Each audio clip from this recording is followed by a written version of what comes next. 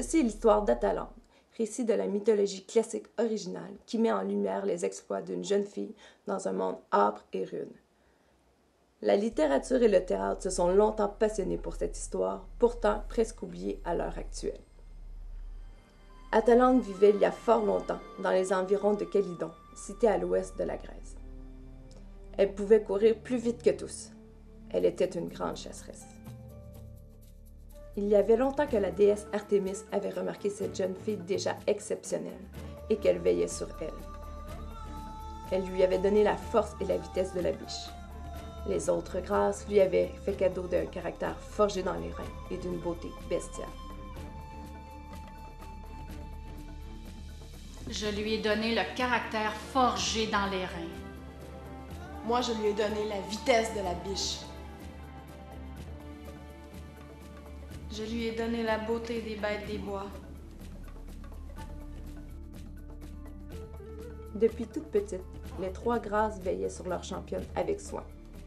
L'enfant abandonné était devenu une femme, plus rapide et plus farouche que les animaux de la forêt. Atalante se sentait libre et avait fait vœu de battre tous ses adversaires à la course, quels qu'ils soient. Le père d'Atalante, le roi Iasos, fut amèrement déçu quand son épouse accoucha d'une fille et non d'un fils. Il décida qu'elle ne méritait pas de vivre et ordonna à ses hommes d'abandonner l'enfant sur le flanc d'une montagne, où elle ne tarderait pas à succomber au froid, à la faim ou aux bêtes sauvages. Abandonnez-moi cette créature sur le flanc d'une montagne, où elle succombera à la faim, au froid et aux bêtes sauvages. Artémis l'ayant remarqué, la déesse ordonna à une ours de prendre soin d'elle, et Atalante devint une petite fille pleine de vivacité et d'audace. Et bientôt, des chasseurs la découvrirent et prirent soin de la sauvageonne. Malgré tout, Atalante survécut et grandit en force et en courage, seule au milieu des animaux et des arbres centenaires. Elle ne se sentait elle-même que lorsque ses pieds battaient la terre à coups redoublés.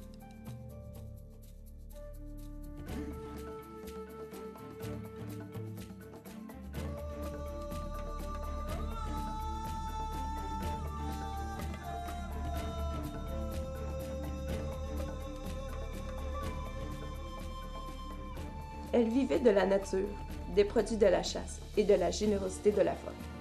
Atalante se refusait à vivre près des hommes, qui l'avaient abandonnée dès son plus jeune âge et en qui elle voyait d'autres loups, des mauvaises créatures affamées de gloire et de richesse, qui détruisaient les forêts et tuaient les animaux pour le seul sport.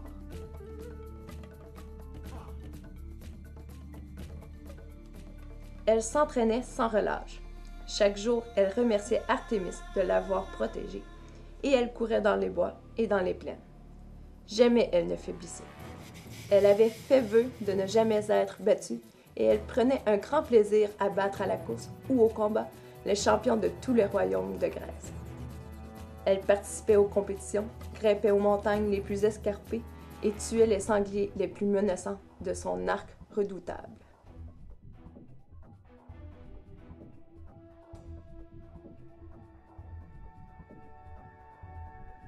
Atalante refusait l'amour des hommes, ne tolérant leur compagnie qu'à la chasse et refusant invariablement de courber les chines devant la couronne d'un roi ou l'emblème d'un prince.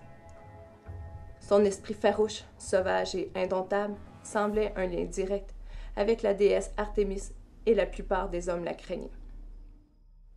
Sur la piste de course, comme Atalante, prête pour le signal du départ et parée de sa tunique de guerrière, jetait un regard vif autour d'elle. Ceux qui la convoitaient étaient saisis d'admiration et de désir et brûlaient de la posséder. Ils s'élancèrent, elle comme une flèche, les cheveux répandus sur ses blanches épaules, eux s'élançant comme une nuée d'orage, soufflant telles des bêtes sauvages affamées de chair vierge. La crainte eût saisi le guerrier le plus intrépide, mais Atalante était paisible et heureuse. Elle courait. Atalante prit immédiatement les devants. Ses pieds effleuraient à peine le sol. Déjà, elle les distançait et ils se mirent à grogner, hors d'haleine, refusant de céder le terrain à cette nymphe de la forêt.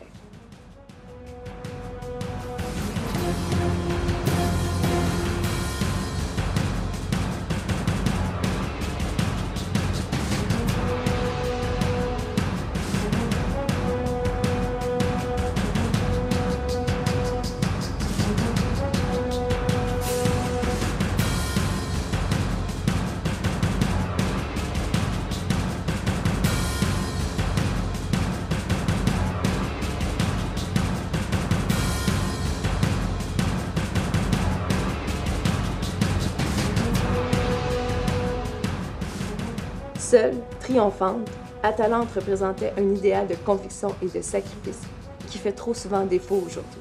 Mais son mythe vit toujours à travers quelques élus qui auraient bien plu à la déesse Artémis.